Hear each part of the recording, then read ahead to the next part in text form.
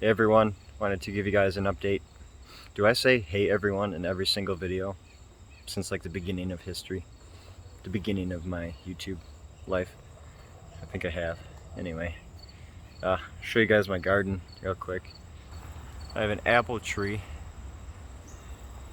that I started from seed 5 years ago when I started my urban farm in Detroit. Somebody told me I couldn't start apples from seed, but I did. There's an apple growing up there somewhere. It's pretty tall. This is my hand, as high as I can reach. So it's getting there. And then the stalk, it's getting pretty thick. It's starting to become a tree now. An actual tree. I believe there's 2 apple trees, accidentally. But hey, let's just go with it, right? That's cool. I remember when this first split off. It's a long time ago. Mended itself pretty good. And so we've got the goji berry still. It's doing good. It's a really big goji berry. It's just crazy, actually. But since I haven't been tending anything, I never put up a trellis for these grapes. The grapes decided to take over onto the goji, and you can tell that there is pokeweed, also known as poke root, Phytolacca americana, right? Phytolacca, yeah. It's trying to take my gojis. Don't do it. Don't do it. And the issue with these stalks, you know, sometimes break off. Not very easy though. And the roots are really difficult to pull out. See, they come off sometimes. But now I have poke entering my skin. Why do I look like a radioactive orange? Yeah. So here's that grape. There should be some grapes growing. I think it's that time of year. To be honest with you, I'm exploring my garden with you guys. I haven't checked it. Where are the grapes? Maybe I missed them. I did see some though before. This is like the most sour grape plant ever. It's really good, actually. And they're seeded. I never took the grape out of that pot, and it didn't reach a very good healthy life. It's in heaven now, I guess. And then there's like a mulberry right here and an apple. Nothing's being tended to. My dad put some mulch, or got some mulch put in, and the leftover is there, so it will all go in here. I threw some down just to, you know, try and pretty it up. This is another goji berry. Just nothing will grow on this one down here.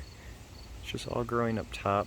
I think the soil went bad, either from the garage or it was from all the nutrients that I put in. It was a it's called B1. It's an amino acid formula.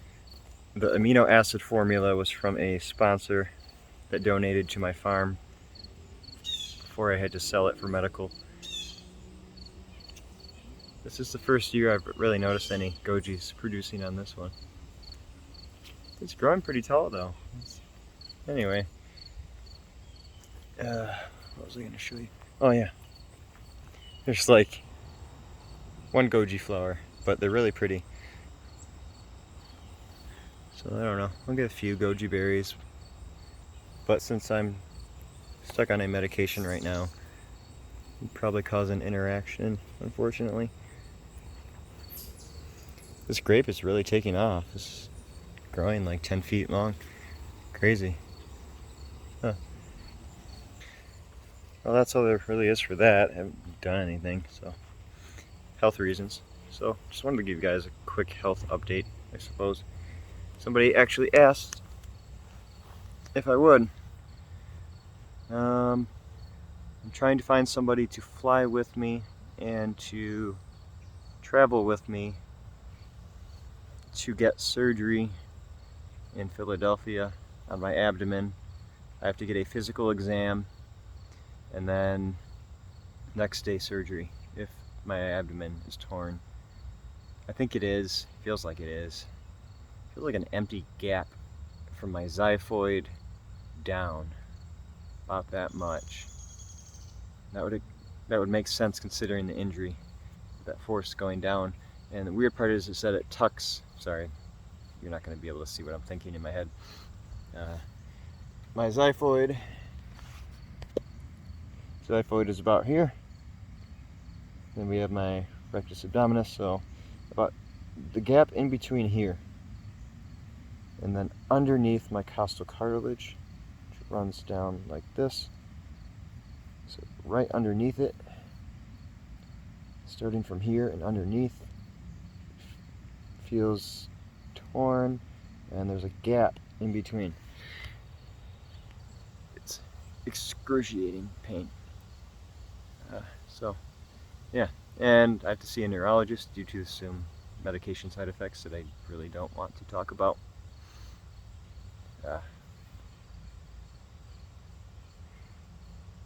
I don't know, I'm having a hard time. Going to see a Ehlers-Danlos specialist. Mosquitoes are horrible. An Ehlers-Danlos specialist in December.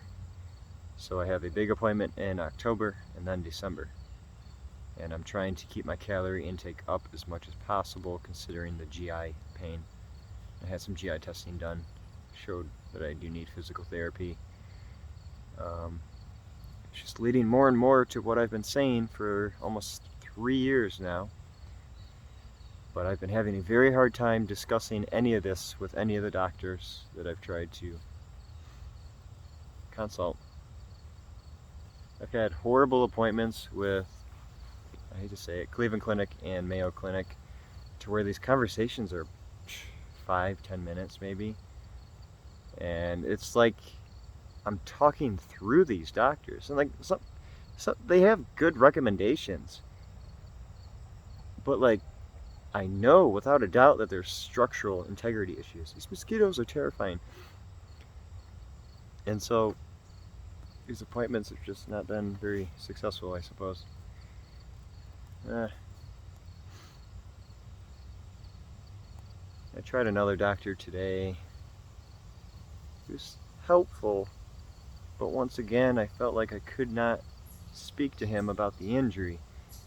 I don't know if it's me or what, but it just goes right past these people's heads. I don't know. I'm around. I got approved for disability, so I have an income, but I don't know, I guess you cannot save the money over $2,000. You cannot save. So there is a, what is it called? Because I need $10,000 for surgery. So if I have $10,000 in my account, my disability could get cut off. So there's a act, let me see, what is it called? It's called ABLE. ABLE Ready Account. What's it stand for?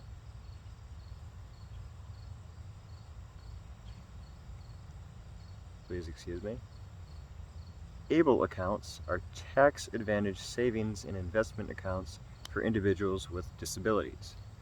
They were created as a result of the passage of the Stephen Beck Jr. Achieving a Better Life Experience Act. Okay, it's called Achieving a Better Life Experience Act. It allows you to save money into a bank account over the $2,000 limit that SSI forces you to have.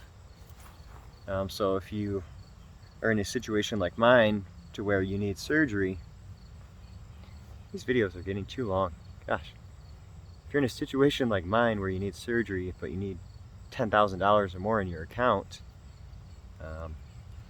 this allows you to have that money without it without it affecting your income, which would be very scary to happen. So if these two appointments, upcoming appointments, don't work out, which I think they will, I feel a little bit confident in this EDS specialist, and I'm not so sure what's going to happen with the abdominal surgeon. It's a 50-50. Had some weird dreams about it because I'm so concerned. My mind is nervous about this one. If the EDS specialist doesn't know, I'll have to hire a diagnostician, which is $10,000 to $15,000, which would be an issue with SSI. But I'm disabled, I need the money. So it's like, thank God there is this able bank account for medical. Yeah. So keep an eye out. I may start asking for donations. And on top of that, I'm seeing a Lyme disease specialist soon. I just sent some money for a previous visit that I had there. I was so sick, we just didn't do anything. He tried to help. He thought there was inflammation around my heart, which was causing the blood pressure issues. I tried the medication and it almost stopped my heart.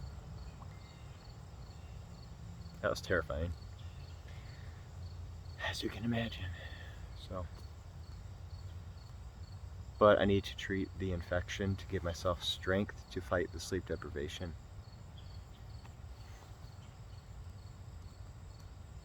Yeah. I don't know. There's stuff I want to say but shouldn't say. Should I even say that there's stuff I want to say? Darn mosquitoes. Anyway, just wanted to update you guys. I'm tired. I'm gonna get some food. Hopefully get my calories up to 2,000 today. It helps with my sleep a little bit. It gives my adrenals a break from all the sleep deprivation. And obviously, eating is kind of important. It's just extremely painful. So, but I'm trying. Doing some lettering once in a while. Some hand lettering, calligraphy. If I ever feel confident in sharing it, I will. Doing Bible scripture, lettering. I do have some pillows up, but those are not hand-drawn, actually. Those are done with a photo editor. But people like them, so. But I want to have a style, a noticeable style, that's just not basic typography, to express some art. We have a bird feeder that we've been filling up quite a bit. We've seen a whole bunch, my mom and I have seen some videos, a whole bunch of videos of people feeding birds in their hands. Now we're trying to become the bird masters, to feed the birds.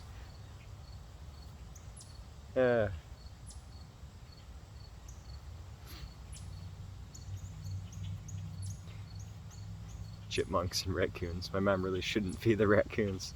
We had one in the house yesterday, or the night before. Yep, both days. My mom was sleeping and I'm like, Mom, there's a raccoon in the house, what do I do? And every time I tried to close the door on the raccoon, he would force himself in the house. And those things are dangerous. They're aggressive. They'll come at you. The key is they have to stay afraid of you. So I'm trying to make sure they stay afraid of me so they don't come after me.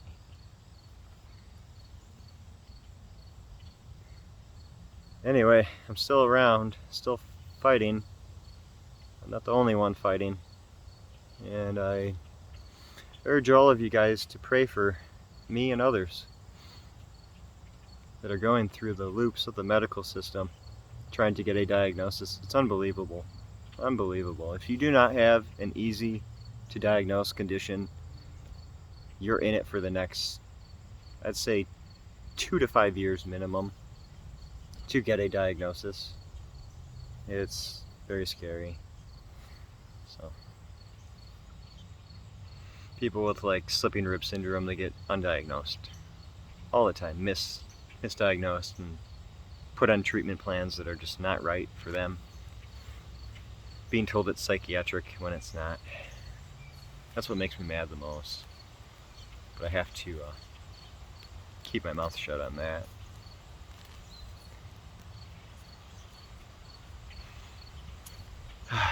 I'm just tired, guys. Fighting so long. So keep an eye out for updates on if I need a diagnostician, and please keep praying for me. So I'll see you guys later.